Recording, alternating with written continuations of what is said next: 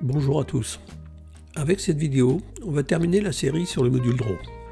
Nous allons voir comment importer un fond de plan au format DWG ou DXF, le modifier si besoin et modifier le template de base avec ce nouveau fond de plan.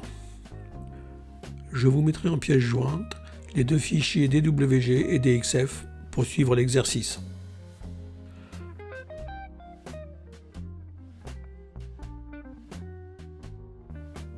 Dans l'onglet Interface, sélectionnez Import CAD File.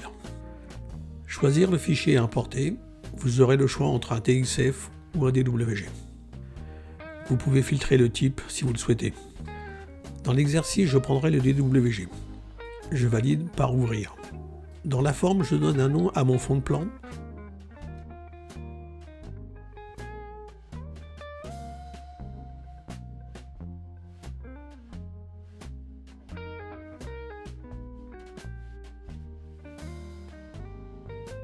Dans la liste Import As, je choisis Backing Sheet, ce qui correspond au fond de plan. Je laisse désactiver les coches pour les blocs et les attributs. Je décoche la case Automatic Size et je choisis la taille de mon fond de plan, qui est à 1 dans mon cas. Je valide l'import par OK. Ensuite, je choisis la librairie qui va recevoir cet import et je valide par OK.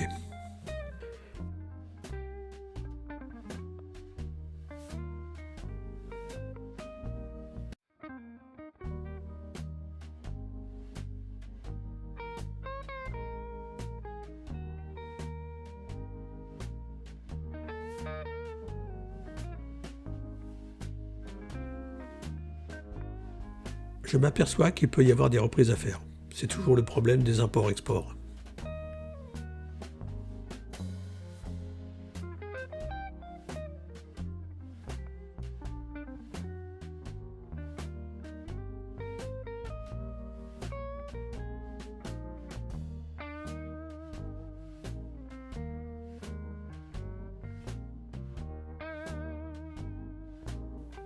Pour manipuler les éléments, je peux verrouiller avec l'attribut Lock ou désactiver l'affichage avec l'attribut LVisibility d'une note qui contient les lignes. Je vais bouger tous mes textes. Je lance la commande Move, je sélectionne mes textes et je les déplace. Pour mon cartouche, je les bouge de 3 mm en Y.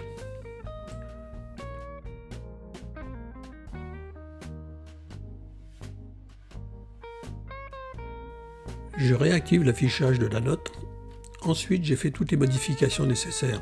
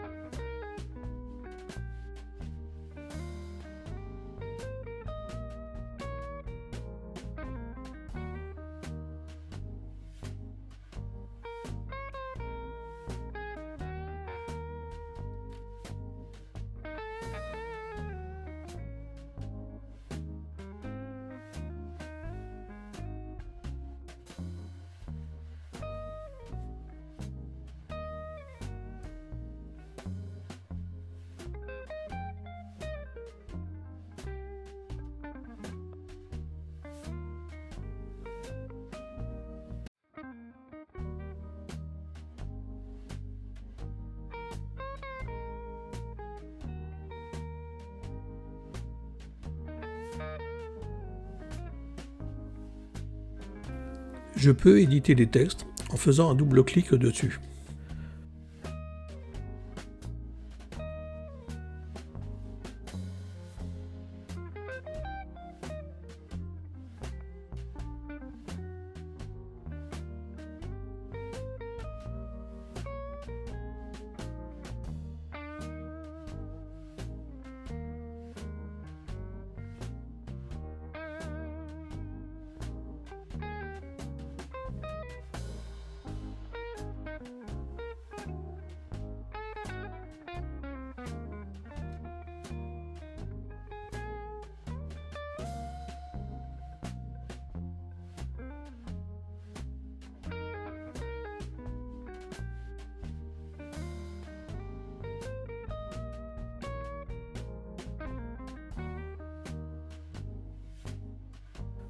Maintenant, on ajoute une note pour insérer de nouveaux éléments.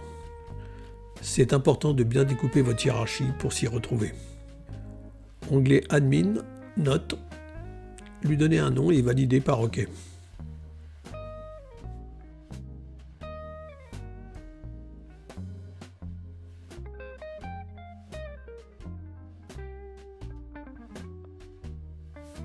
On retourne sur l'onglet Annotate et l'on va voir la partie Insert.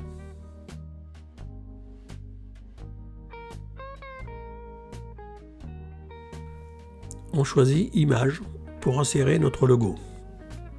On le positionne et on le met à l'échelle.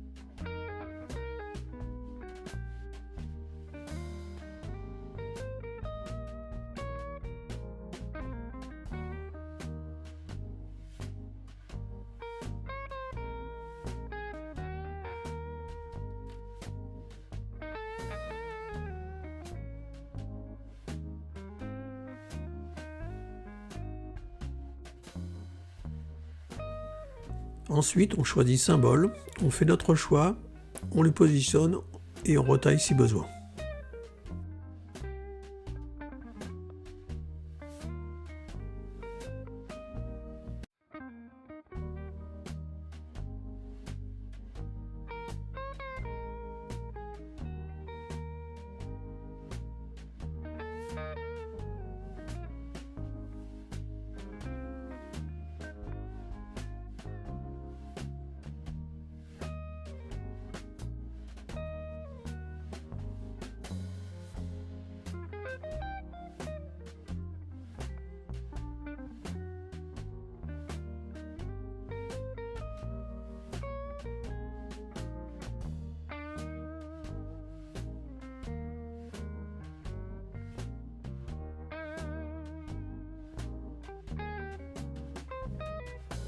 Dernier élément que l'on va insérer, c'est une table, où l'on va définir les positions de départ et de fin, le nombre de colonnes et le nombre de lignes.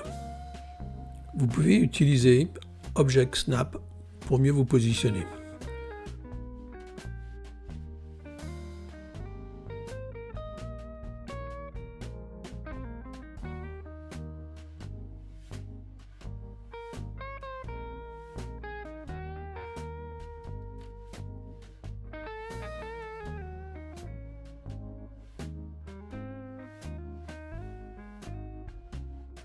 Dans les attributs de cette table, vous pouvez modifier les dimensions et les valeurs pour les colonnes et les lignes. Malheureusement, toutes les colonnes ont la même largeur. Vous pouvez aussi aller dans l'onglet Draw pour ajouter tout type de primitive. Tous les éléments que l'on vient de voir sont aussi utilisables quand vous serez dans votre plan. On va modifier un template de plan pour y mettre notre nouveau fond de plan. On se positionne sur le template et dans l'attribut BSRF, on met le nom du fond de plan que l'on vient de créer.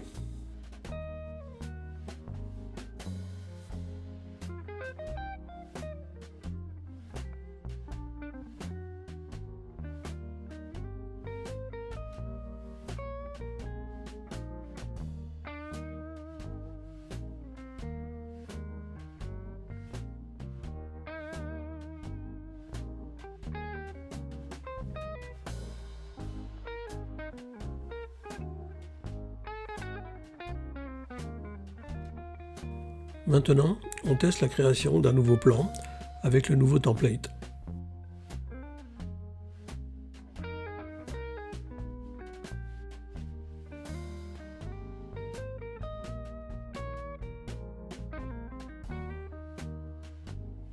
Quand on choisit le format 1.1, on le voit. On valide par Create, on choisit l'emplacement du nouveau plan, on lui donne un nom et on appuie sur Create.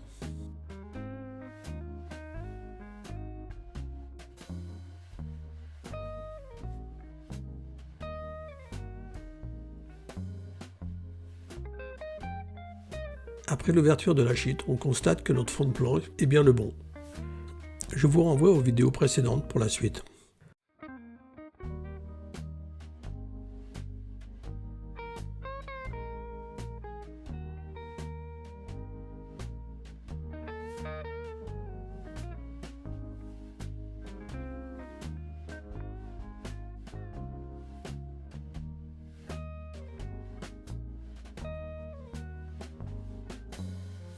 Ne pas oublier les petits save words de temps en temps. On va s'arrêter ici pour les vidéos sur Draw. Je vous reparlerai plus en détail de la création de templates lors des futures vidéos sur la partie administration de Draw. Il y a encore beaucoup de choses à voir et je vous laisse les découvrir par vous-même. Et je pourrai répondre à toutes vos interrogations. Dans la prochaine série, on va s'attaquer à la partie administration de projet. Gros sujet qui va prendre du temps. N'hésitez pas à m'envoyer vos commentaires et vos questions. Encore merci à tous ceux qui me suivent pour votre attention et à bientôt.